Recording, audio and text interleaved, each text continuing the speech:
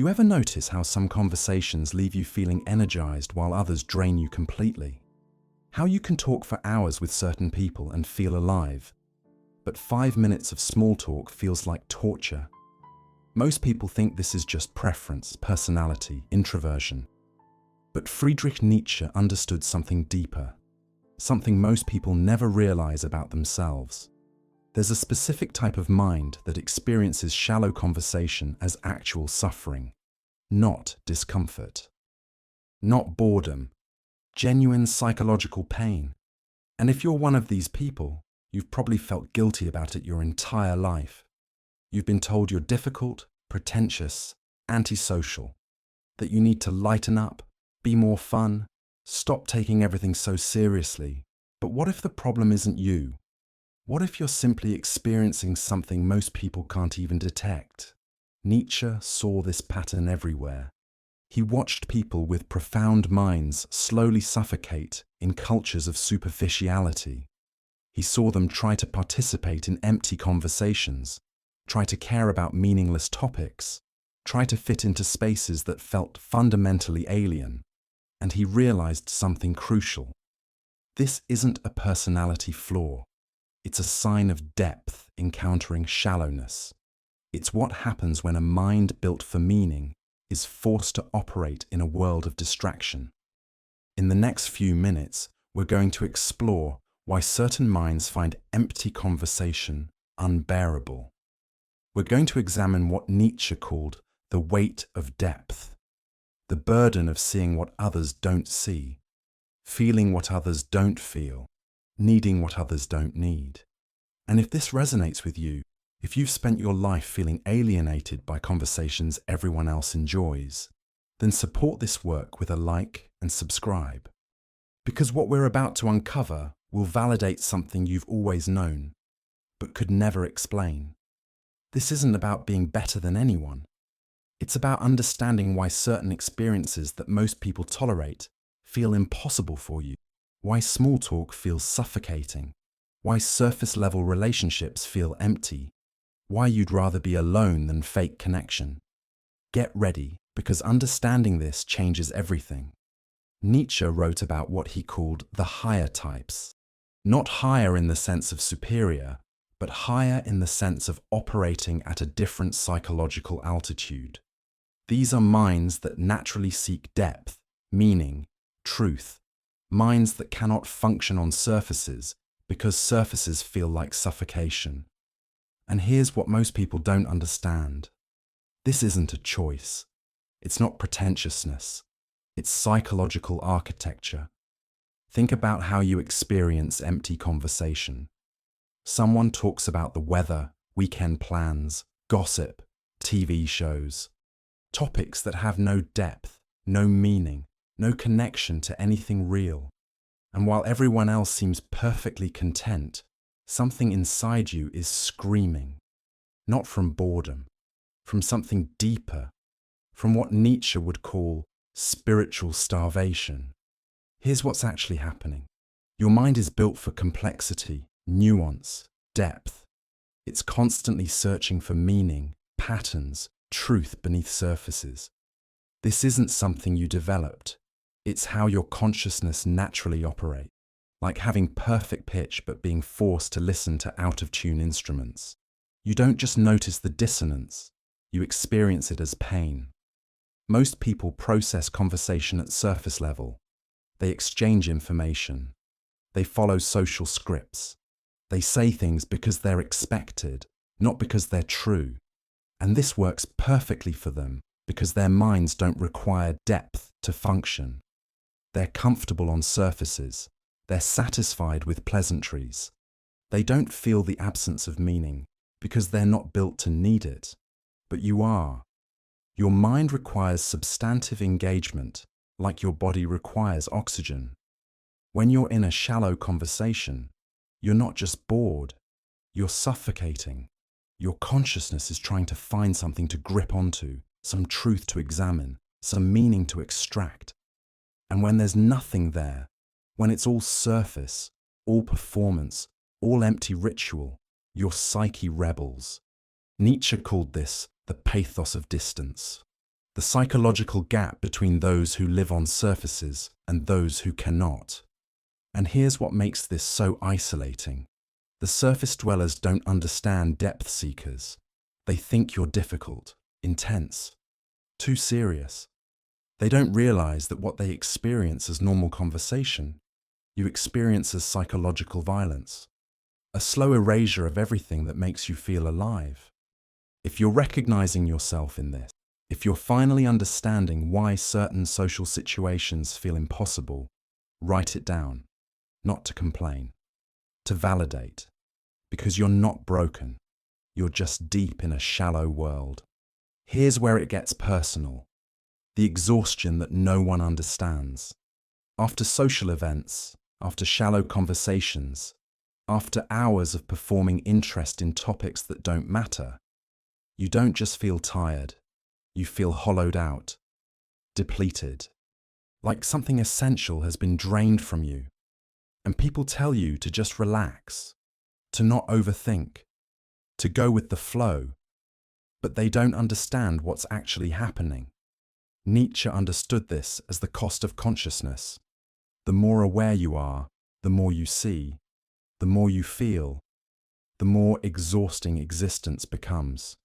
Because you're not just navigating the world, you're processing layers of meaning that others don't perceive. You're seeing motivations behind words, patterns behind behaviors, truth behind performances. And all of that requires enormous psychological energy. When you're in an empty conversation, your mind doesn't shut off. It can't.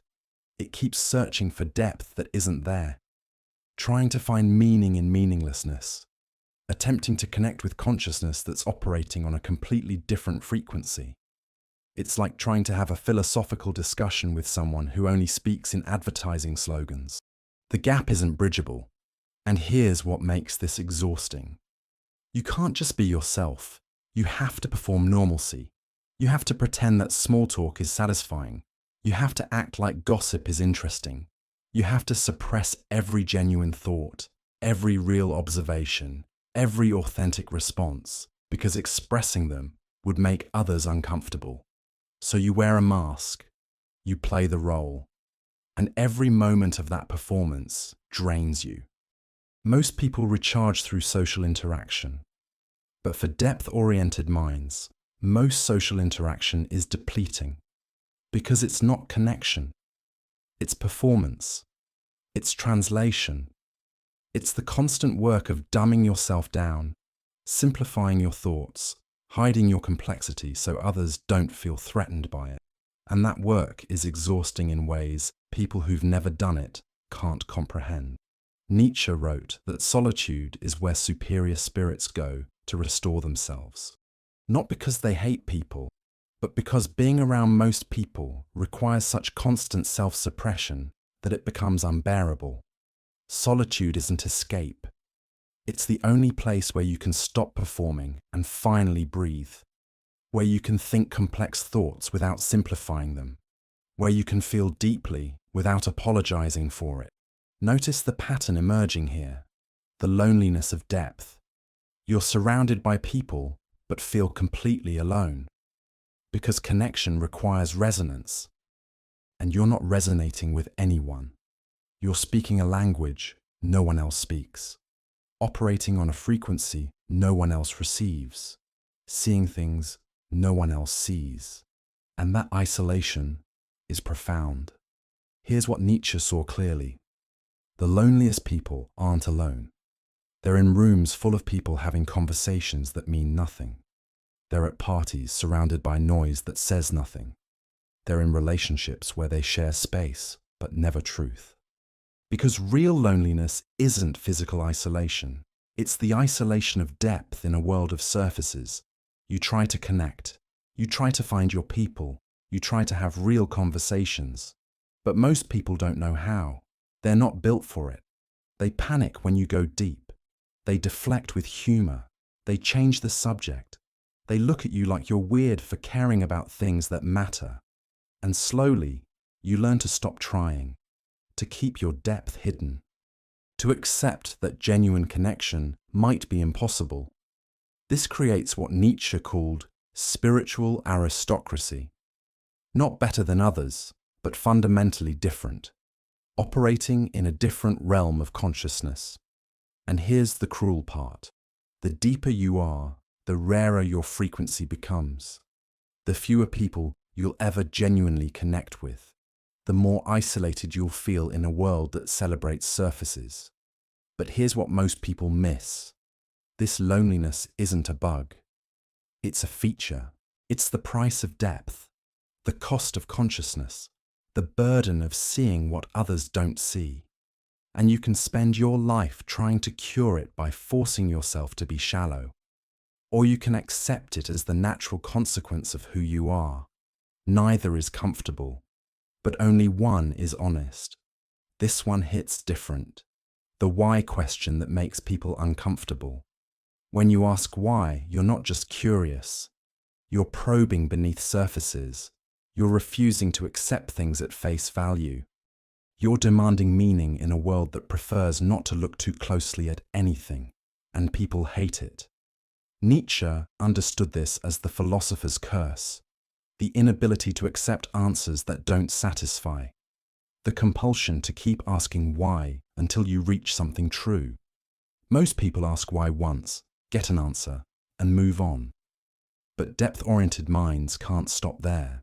They ask why about the answer, and why about that answer, until they've peeled back layers that most people don't even know exist. This makes you difficult to be around, because you make people think. You make them question. You make them look at things they'd rather ignore. Someone says they hate their job. You ask why they stay. They give the standard answer about bills and responsibility. You ask why those things matter more than happiness. They get uncomfortable because now you're touching something real, something they've been avoiding, something that has no easy answer. Most conversation operates on autopilot. People exchange scripts. They say what's expected. They follow social formulas. This is comfortable because it requires no genuine thought. But when you ask why, you're breaking the script. You're demanding authenticity in spaces designed for performance. You're asking people to think when they came to socialize, and they resent you for it. Here's what Nietzsche would say. The herd hates the why question because it threatens comfortable lies. As long as no one asks why, everyone can pretend their choices make sense. Their values are chosen. Their lives have meaning. But the moment someone asks why deeply enough, the illusion cracks. People realize they're following scripts they never examined, living by values they never chose, accepting answers that don't actually answer anything. So they stop inviting you. They say you're too intense, too analytical, too serious. What they mean is, you make them uncomfortable with themselves. Your depth reminds them of their shallowness. Your questions reveal their unexamined lives. Your refusal to accept surface answers exposes that they're living on surfaces. And that's intolerable. Pay attention to this. The quality over quantity principle. You don't want more friends. You want real ones. You don't want more conversations. You want meaningful ones. You don't want more connection. You want genuine connection. And most people can't understand why you'd rather be alone than settle for shallow relationships. Here's what Nietzsche understood. For depth-oriented minds, shallow connection is worse than no connection. It's not neutral. It's actively depleting. It creates the illusion of relationship while providing none of the substance.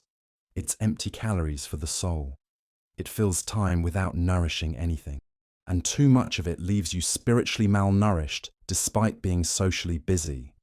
Most people collect friends like trophies. They measure connection by quantity. How many people showed up to their party? How many likes on their post? How many contacts in their phone? But for you, numbers mean nothing. You'd rather have one person who understands you than 100 who don't. One real conversation than 1,000 shallow ones. One moment of genuine connection than years of performed friendship. This isn't snobbery, it's survival. because you have limited energy and shallow interaction drains it without giving anything back. Every fake laugh, every forced interest, every conversation about nothing depletes your capacity for depth. And you need that capacity. You need it to think, to create, to feel alive. You can't afford to waste it performing normalcy for people who wouldn't recognize your real self if you showed it. Nietzsche wrote about the hermit archetype, someone who withdraws not from hatred of people, but from love of truth, who chooses solitude not because connection is impossible, but because real connection is so rare that settling for fake connection feels like betrayal. This is you, not antisocial, just unwilling to trade authenticity for belonging. And here's the freedom in this. Once you accept that you're different, that you need different things, that shallow conversation will never satisfy you, you stop trying to force it. You stop feeling guilty for leaving parties early. You stop apologizing for being selective.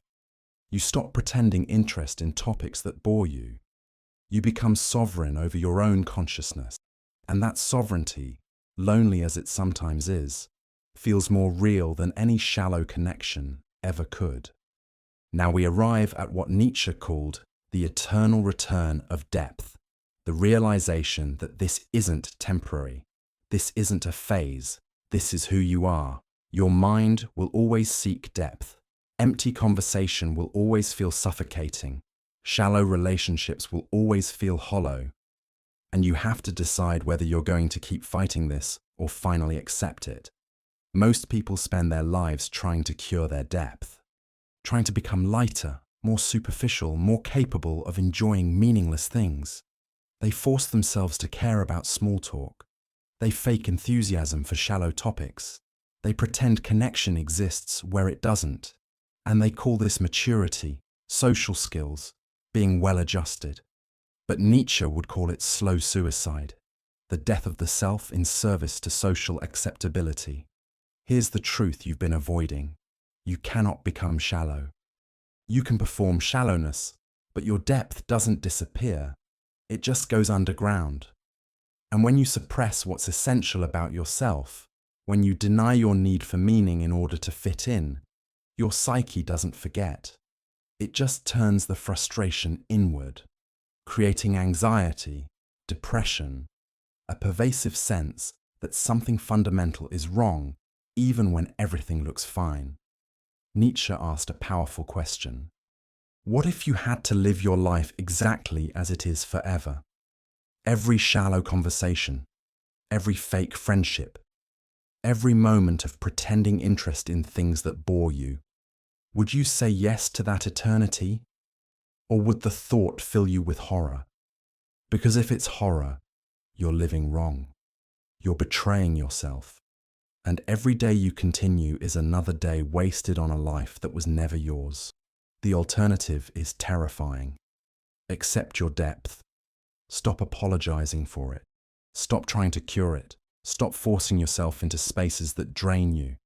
Let go of shallow relationships, even if it means being alone. Choose solitude over fake connection. Demand depth, even if it means fewer people understand you. Become who you actually are, even if it's lonely. This path isn't comfortable. You'll disappoint people who want you to be lighter. You'll lose friends who only knew your performed self. You'll spend more time alone than society says is healthy. But here's what Nietzsche knew. Authentic solitude is infinitely more real than performed connection. One genuine relationship is worth more than 100 shallow ones. One conversation about truth is more nourishing than 1,000 conversations about nothing. So here we are at the choice. You can keep trying to fix yourself. Keep attempting to enjoy small talk. Keep forcing connections that don't satisfy. Keep performing normalcy for people who'd never accept your real self. The world will reward you for this. You'll fit in, you'll be liked, you'll be considered well-adjusted, and you'll die having never been yourself. Or you can accept the burden of depth, accept that empty conversations will always drain you, Accept that most people will never understand you. Accept that real connection is rare and solitude is often necessary. Accept that being yourself means being lonely sometimes. And find freedom in that acceptance. Freedom to stop performing. Freedom to seek quality over quantity.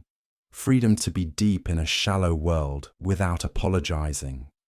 So I want to ask you directly, what conversation have you been forcing yourself to participate in? What relationship are you maintaining that drains rather than nourishes you? What part of yourself are you suppressing to fit in? And more importantly, what would happen if you stopped? If you let the shallow fall away? If you chose solitude over fake connection? If you finally became yourself, even if no one understands? These aren't rhetorical questions. They're invitations. Invitations to stop fighting your depth and start honoring it.